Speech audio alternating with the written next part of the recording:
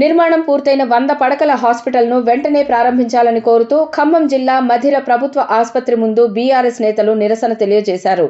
పేదలకు వైద్య సేవలు అందించడం కోసం గత కేసీఆర్ ప్రభుత్వం మధిరలో చేపట్టిన 100 పడకల ప్రభుత్వ ఆసుపత్రి నిర్మాణం పూర్తి చేసిందని గుర్తు చేశారు. దీనిని ప్రారంభించాల్సిన నియోజకవర్గ ఎమ్మెల్యే ఉప ముఖ్యమంత్రి భట్టి విక్రమార్కకు తీరిక లేకపోవడంతో నిరుపయోగంగా మారిందని ఆరోపించారు. దవాఖానా ప్రారంభం కాకపోవడంతో పేద ప్రజలు ప్రైవేట్ హాస్పిటల్లో వెళ్తూ లక్షలాది రూపాయలు వెచ్చిస్తూ అప్పుల పాలవుతున్నారని బీఆర్ఎస్ నేతలు ఆవేదన వ్యక్తం చేశారు. మరి మధిర ప్రాంతంలో బంజారా కాలనీ అని ఒక బంజారా కాలనీ ఉన్నది. ఆ బంజారా కాలనీలో బంజారాల కోసం సంత్ సేవాలాల యొక్క ఆశయ సాధనలో భాగంగా అక్కడ ఒక భవనాన్ని నిర్మాణం చేశాం. అది కూడా ప్రారంభం లేదు.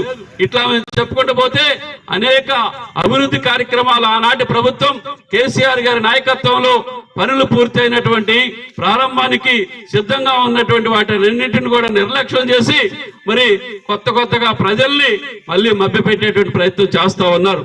అందుకనే మేము ఈ సందర్భంగా డిప్యూటీ సీఎం గారికి విజ్ఞప్తి చేస్తా ఉన్నాం. అయ్యా, మీరు మరి మీకు డబ్బులు వచ్చేటువంటి పనులు ఒక్కటే కాదు, ప్రజలకు అవసరమైనటువంటి పనుల మీద కూడా మీరు దృష్టి సారించండి.